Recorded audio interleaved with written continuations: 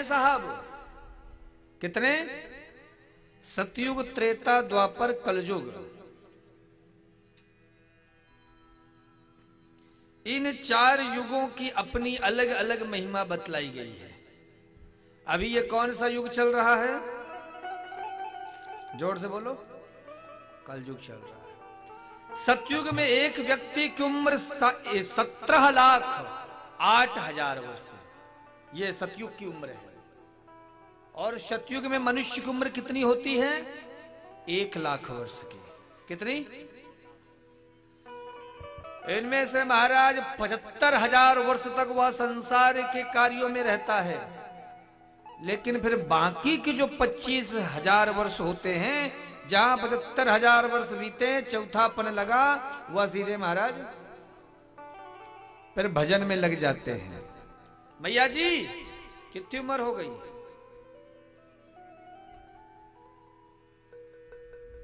70 साल। आप 80 पहुंच गए।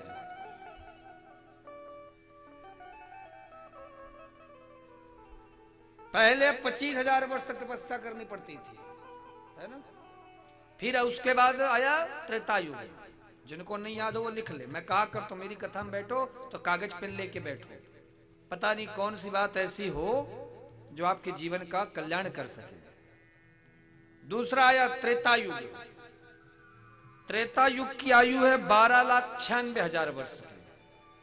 और त्रेता युग में एक व्यक्ति की आयु निर्धारित की गई 10,000 वर्ष। उसके बाद आया द्वापर।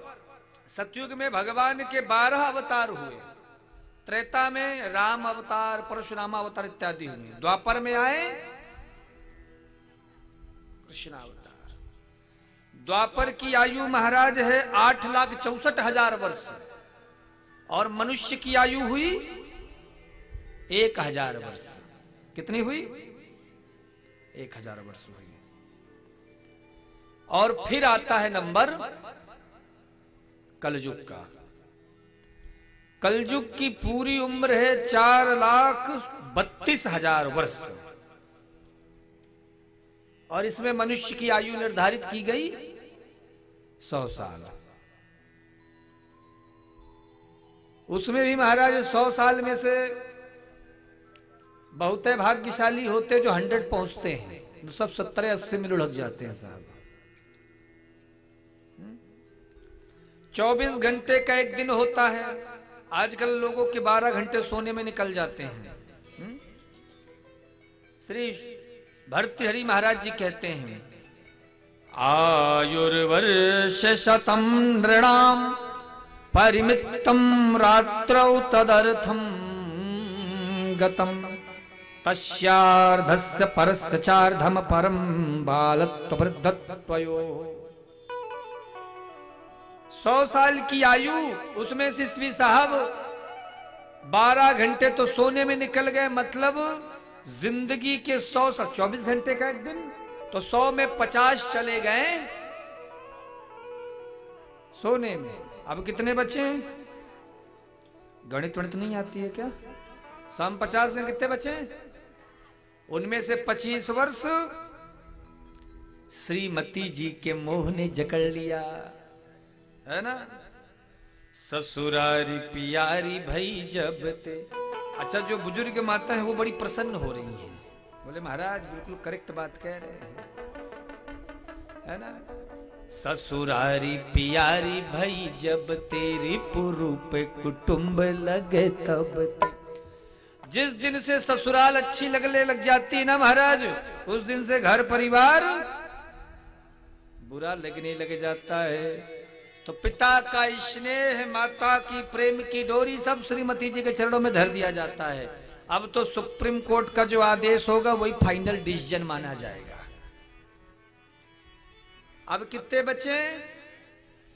25। वह भी ऐसे ही अन्यत्र कार्यों में चले जाते हैं, है ना। तो यह जीवन की जो समय है, सीमा है, वो इसी तरह से जाती है।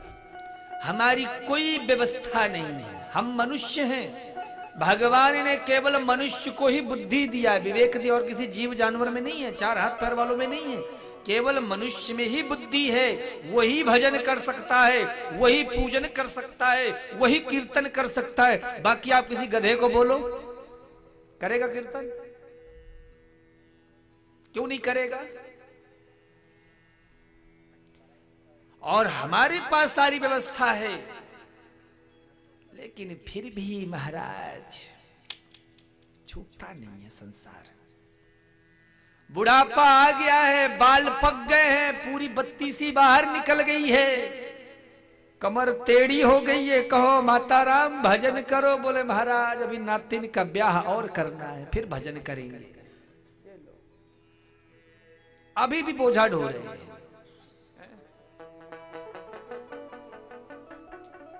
शास्त्र कहता है 100 वर्ष की आयु यदि शास्त्रीय परंपरा से तुझे 4 आश्रम में बांटो, ब्रह्मचर्य, गृहस्थ, वानप्रस्थ और संन्यास।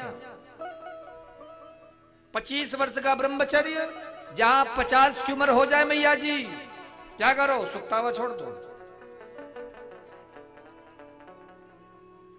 उम्र भी कहती है 51, 52, वृंदावन, गोवर्धन, प्रमोद वन,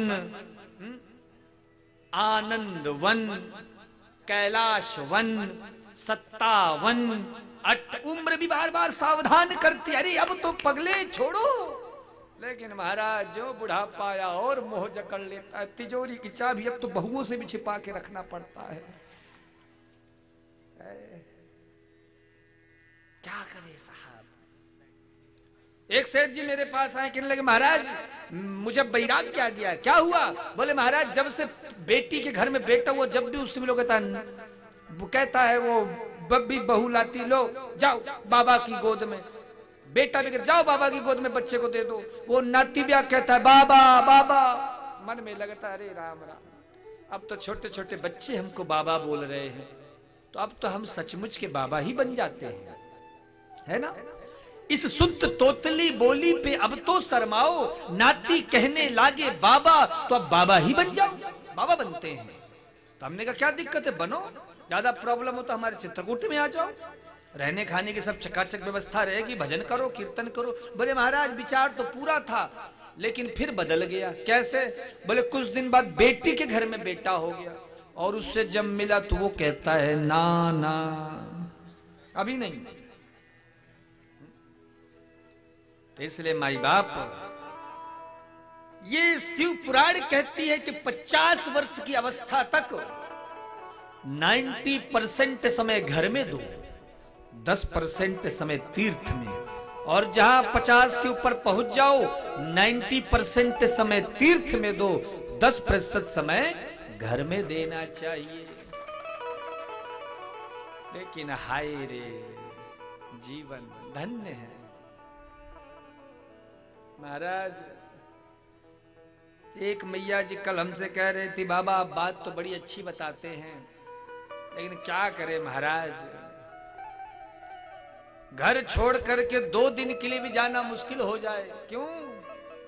बोले जितना भी माल टाले घर का सब गायब हो जाएगा महाराज जी, तो बड़ी मुश्किल है। मैया सचमुच में सर्च करने लगी, किसने बोला पता तो करे, अभी से जासूसी करने लगी। क्यों मैया? अरे जरूरी थोड़ो कि यहाँ की मैया हो, कोई ना कोई मैया तो कहीं होएगी। मैया की नजर तेज है। बोलो हर हर हर हर हर हर महादेव। तो माई बाप